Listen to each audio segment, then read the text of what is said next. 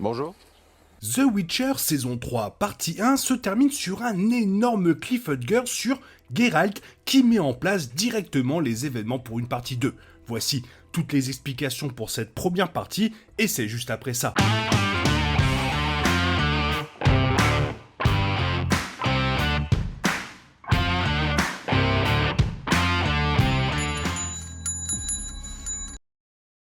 La saison 3 a été divisée en deux parties, similaires à ce que Netflix avait fait avec Stranger Things et You. Ce qui arrive à Geralt, ainsi que le déroulement de la bataille à Thanedd, a été conservé pour la seconde partie. La saison 3, qui est la dernière saison d'Henry Cavill en tant que Geralt de Rive, couvre les événements du temps du mépris de l'auteur. Vivant désormais en famille, Geralt, Yennefer et Ciri ont tenté de fuir les nombreux conflits qui les entouraient. Cependant, la fin de la partie 1 révèle que l'une des plus grandes menaces pour Ciri était plus proche qu'on aurait pu l'imaginer. Voici toutes les explications pour cette fin de première partie. Alors la chronologie de cet épisode 5 n'est pas vraiment linéaire. Plus précisément, l'épisode commence avec Geralt et Yennefer à la fin de leur soirée, les deux personnages rappelant comment s'était passé le bal d'Aretuza. La fin de la partie 1 a rapidement établi que Geralt et Yennefer avaient réussi, quel que soit leur plan. En tant que tel, la plupart des scènes que le public a vues dans l'épisode étaient techniquement des flashbacks de la fête racontées du point de vue de Geralt et Yennefer. Toutes les scènes des deux dans leur chambre se sont produites après l'arrestation de Stregobor. La fin voulait que le public croie que Geralt et Yennefer avaient gagné. C'est pourquoi cela commence par le duo rappelant que leur plan et comment tout a fonctionné à la fin. Dans le même temps, l'épisode a joué avec l'idée d'un narrateur peu fiable, montrant différentes versions des mêmes interactions dans différents flashbacks. Par exemple, on voit d'abord Geralt et Istred se battant pendant la fête. Cette même scène a été revisitée quelques minutes plus tard, révélant que Geralt et Istred simulaient leur combat pour provoquer une distraction.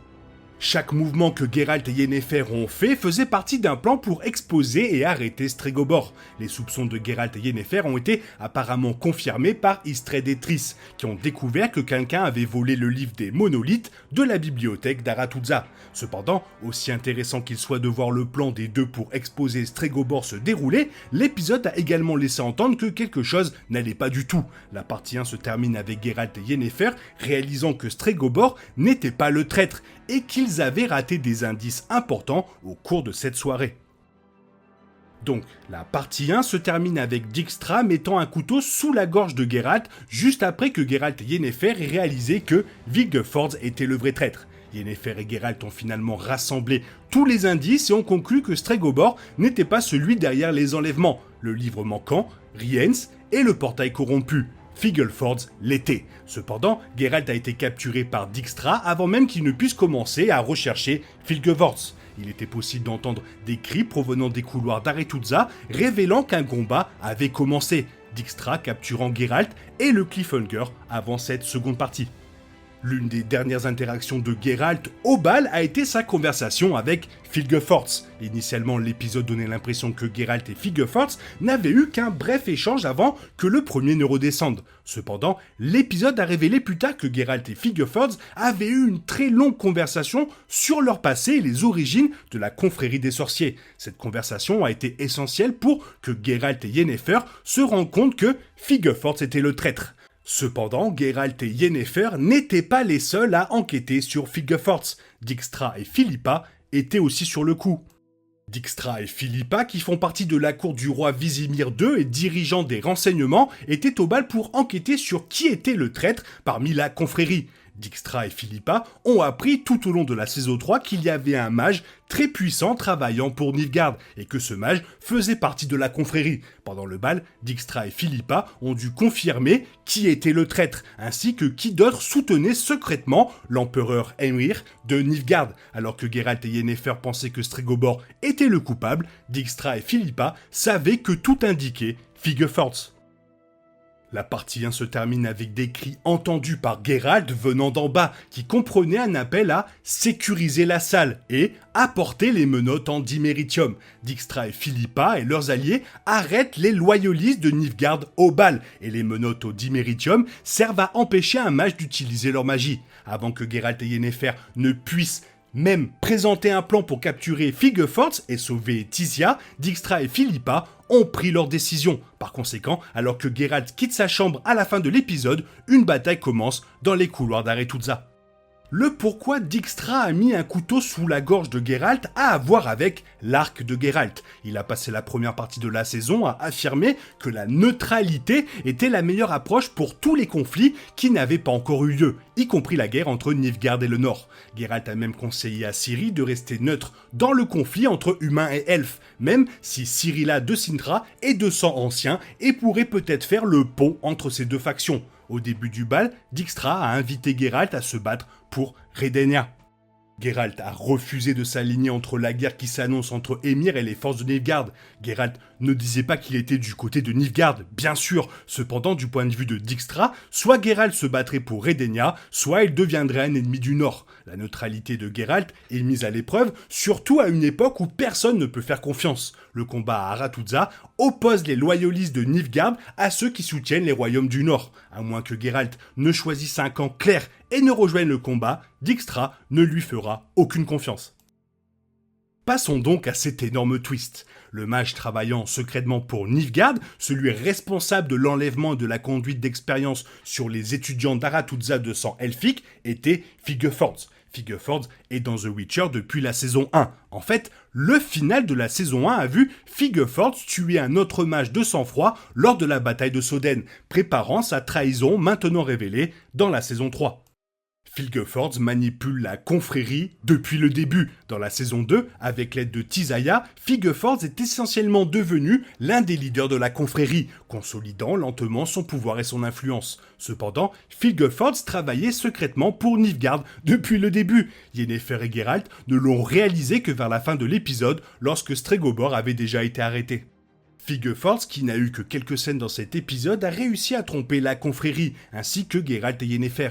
Istredd et Triss, qui enquêtaient sur les filles disparues et le livre des monolithes manquants, ont également été dupés par Figefort. Le méchant était Figefort depuis le début, et c'est lui qui a embauché Rience pour capturer Ciri. Figefort était également la personne qui a guéri les mains de Rience après que Geralt les ait brisées. Les filles disparues, le pouvoir corrompu qui a presque tué Yennefer et les fausses Ciri faisaient partie du plan de Figefort. Mais alors comment Geralt et Yennefer ont réalisé que Figefort était le traître ? La première indication que Figefort était le traître est venue de Philippa, qui a en quelque sorte laissé entendre à Yennefer que ceux qui étaient derrière la bataille de Soden voulaient que les mages subissent des pertes importantes. Figefort mena la confrérie dans la bataille de Soden, qui fit plusieurs morts et affaiblit la confrérie. Le deuxième indice que Figefort travaillait pour Nilfgaard est venu lorsque le mage montrait à Geralt son tableau préféré, le premier débarquement. Ce tableau dépeint l'arrivée des humains, dont l'un allait créer la confrérie, dans le pays qu'allait devenir le royaume du Nord. Le paysage décrit ressemblait exactement à l'emplacement où Yennefer a été transportée lorsqu'elle est entrée dans le portail corrompu et a failli mourir. En tant que tel, il était facile de conclure que Figefort avait créé ce portail avec l'intention de tuer Yennefer. Enfin, Geralt s'est rendu compte que le bracelet donné à Tizaya par Figefort était fait du même matériau qu'un bijou utilisé par Lydia, dont Geralt savait qu'il était d'une manière ou d'une autre impliqué avec Rience. De plus, l'ammonite écarlate ne se trouve qu'à l'ouest de Redania, où Geralt a trouvé la fausse Ciri. Donc, Figefort manipule Tizaya et Lydia depuis un certain temps à travers ce qui était décrit comme un poison qui tue lentement. On ne sait pas si la saison 3 part de l'idée que Figefort a lancé une sorte de sort à travers l'ammonite écarlate pour contrôler lentement Tizaya et Lydia, ou si le poison qui tue lentement n'est pas censé être pris à la lettre. Quoi qu'il en soit, Figefort avait utilisé à la fois Tizaya et Lydia pour faire avancer son plan. Tizaya a aidé Figefort à établir son pouvoir dans la confrérie, tandis que Lydia a été l'agent intermédiaire entre Figefort et Rience. Les expériences de Figefort et ce qu'il veut vraiment est avec Ciri.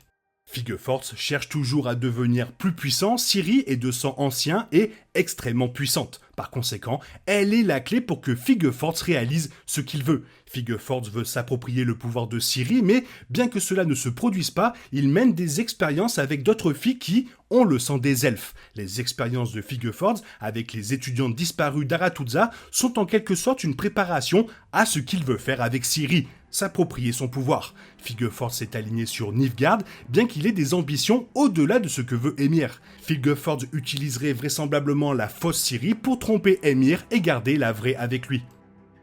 Alors le livre des monolithes, c'est quoi ?